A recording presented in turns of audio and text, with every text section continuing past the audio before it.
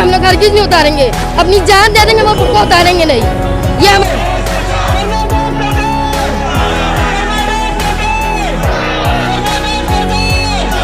मोदी सरकार के पास मोबाइल तो होगा ना, तो वो क्यों कॉल करके कर्नाटक सरकार को नहीं बोलती कि ये सब रोक दे। जिसको जो पहनना है वो पहने। सालों से सदियों से लोग अपना अपना जो भी है रूल्स फॉलो करते आ रहे, आगे भी बिल्कुल नहीं शर्माएंगे और हम अपने हक के लिए यहाँ पर खड़े हुए। हम लोग कोई ना गलत कानून गैर कानून नहीं तोड़ रहे। हम लोग कहूँगी कि मोदी सरकार आपकी तानाशाही नहीं चलेगी। डॉक्टर बाबा साहब अम्बेडकर ने 1947 में जब संविधान बनाया, उसके तहत हर मजहब के जो पर्सनल एक्ट है उसको आबादित रखा हुआ है, उसमें आप दखल अंदाजी नहीं कर सकते। आज जे आपल्या देशात चालू आहे हिंदू मुस्लिम वगैरे, याचा आम्ही प्रखर विरोध करतोय।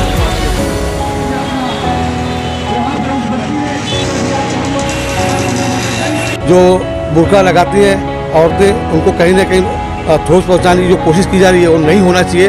उनका हक है और उनका हक को दिया जाएगा।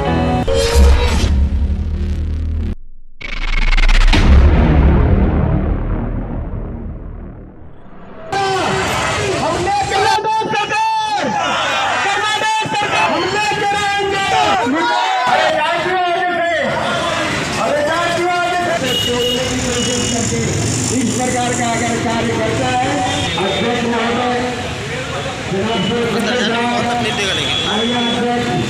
स्वाति मैडम सामने साहब जा रहे हैं अपने कार्यालय में।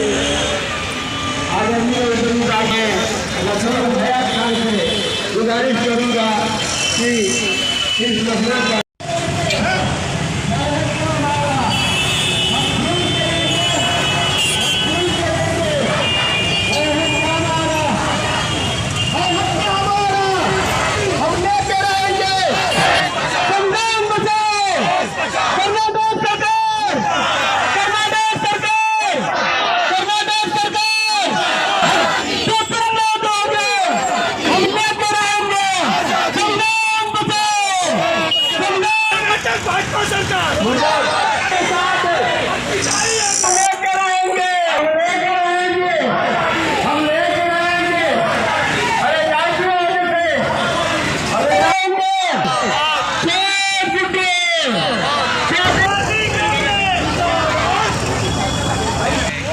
हिजाब को लेके है जो भी बीजेपी सरकार के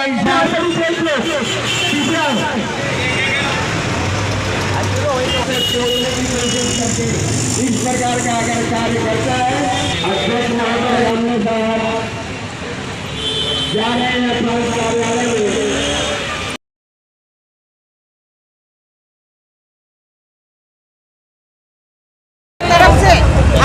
मोर्चा धरना हम जब कुटुंब है स्वातिताई से निकाला, उसमें हम लोग सब शाहिद है।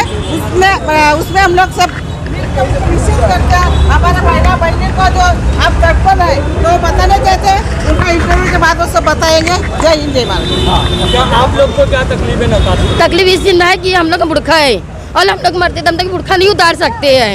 जो हम लोग का बुर्खा उतारा जा रहा है ये हम लोग हरगिज नहीं उतारेंगे, अपनी जान दे देंगे, हम बुर्खा उतारेंगे नहीं। ये हमारा है बस। हाँ, और हम लोग का ये इस्लाम है, इसमें हम लोग को मरना भी है, इसमें हम लोग को जीना भी है। यही हम लोग का बुर्का है, यही हम लोग की समझ। अस्सलाम वालेकुम। हम लोग आज सब लोग यहाँ पर इकट्ठा हुए हैं। हमारे हिजाब हमारा फंडामेंटल हक है। इस संविधान बचाना हमारा हक है और हम इसके लिए यहाँ पर सब लोग इकट्ठा हुए हैं और ये हमारा हक है और हमें इससे कोई नहीं छीन सकता। और हमें पूरी आज़ादी है कि हम अपने हिजाब के साथ स्कूल आए, कॉलेज आए, हमारे टीचर्स भी आ सकते हैं। हमें पूरी आज़ादी है और हम लोग इसके साथ में बिल्कुल नहीं शर्माएंगे और हम अपने हक के लिए यहाँ पर खड़े हुए। हम लोग कोई ना गलत कानून गैर कानून नहीं तोड़ रहे। हम लोग अपने हक के लिए, अपना संविधान बचाने के लिए, हमारा फंडामेंटल हक है, इसके लिए हम लोग अपना हक लेने के लिए यहाँ पर खड़े हुए हैं। हम ये बुर्का नहीं छोड़ेंगे, ये बुर्का हम नहीं छोड़ेंगे और हमारी जान भी जाएंगी, लेकिन हमारा नकाब हमसे नहीं छूटेगा।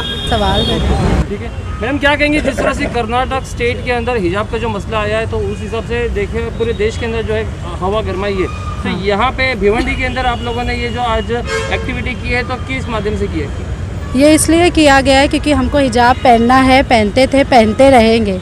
मोदी सरकार के पास मोबाइल तो होगा ना, तो वो क्यों कॉल करके कर्नाटक सरकार को नहीं बोलती कि ये सब रोक दे। जिसको जो पहनना है वो पहने। सालों से सदियों से लोग अपना अपना जो भी है रूल्स फॉलो करते आ रहे, आगे भी करेंगे। ये सब प्लीज़ रोकिए। सिर्फ बच्चों को बहकाने का ये सब प्रोग्राम चल रहा है। सो प्लीज़ रिक्वेस्ट है कर्नाटक सरकार से भी, कुछ नहीं मिलेगा ये सब करके। हम हिजाब पहनते थे, पहनते हैं, पहनते रहेंगे मरते दम तक। इसके लिए आप लोग रोक नहीं सकते हैं। भले से आप हमको मार डालिए लेकिन हम पहनेंगे। Thank you. मैडम क्या कहेंगे आप, ये जो आज आप लोगों ने एक्टिविटी की है, ये जो आज पूरा मोर्चा लेके आए हैं एसडीओ में, तो क्या आपकी मांग है? देखिए, जो कर्नाटक की मेरी बेटियां है, आज उनके सम्मान में महाराष्ट्र की माँ बहनें उतरी है। तो कर्नाटक के बेटियों के सम्मान में महाराष्ट्र की माएँ उतरी है मैदान में। और मोदी सरकार से मैं एक कहूँगी कि मोदी सरकार आपकी तानाशाही नहीं चलेगी।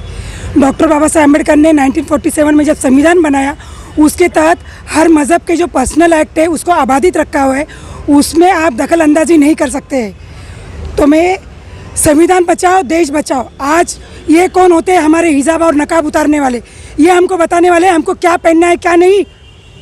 पहले योगी को बोलो कि वो भगवा वस्त्र पहन के पार्लियामेंट में ना आए, उसके बाद महिलाओं को बोलो। और वो स्कूल है जहाँ पे देश की रक्षा की बात है, चाहे मिलिट्री हो फौज है, वहाँ मेरी मुस्लिम बहन ने नकाब उतार कर पुलिस की या आर्मी की वर्दी को ड्रेस को पहना है और वो देश के लिए लड़ी है। यहाँ शिक्षा के मैदान में कल मैंने न्यूज़ में सुनी हूँ कि एक जन बोल रहा है कि पढ़ने लिखने के लिए जाना है तो वहाँ हिजाब पहन के जाएगी। लड़की पढ़ने लिखने के लिए जा रही है, डांस करने या फाइटिंग करने नहीं जा रही है जो नकाब उतार के जाए। तो इस तरह की जो बातें कर रहे हैं उनको मैं बोलूँगी कि आप कितना भी हिंदू मुस्लिम करो, मगर जब भी किसी मुस्लिम बहन पे कोई अत्याचार होगा उसके लिए हिंदू बहन इस देश में खड़ी रहेगी। आज जे आपल्या देशात चालू आहे हिंदू मुस्लिम वगैरे, याचा आम्ही प्रखर विरोध करतो आहे। आणि जे हिजाबबद्दल बोललं जातं आहे, तर आपल्या देशात विविध जाती जमातीचे लोक राहतात आणि प्रत्येकाचा पेहराव हा प्रत्येकाच्या त्यानुसार असतो। म्हणून हे एखादी समाजाला टार्गेट करून आणि देशात वेगळ्या पद्धतीचं मॅसेज देऊन हे जे यूपीचं इलेक्शन आहे त्या संदर्भात हे सगळे नाटकं चालू आहेत। म्हणून हे थांबवावं, त्यांच्या विरोधात आम्ही निषेध व्यक्त करत आहोत। काय राष्ट्रवादी काँग्रेस पार्टी का स्टँड घेणार यावर? काय स्टँड घेणार म्हणजे आमचा मोर्चा निघाला आज आणि आम्ही असंच ठाम राहणार। आम्ही आपल्या देशात किंवा महाराष्ट्रात कुठेही आपण हे असं चालू देणार नाही।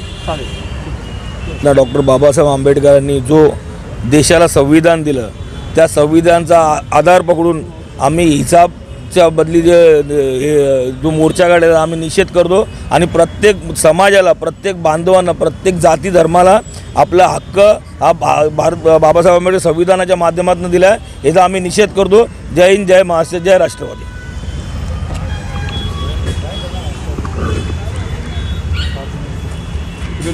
ठीक है।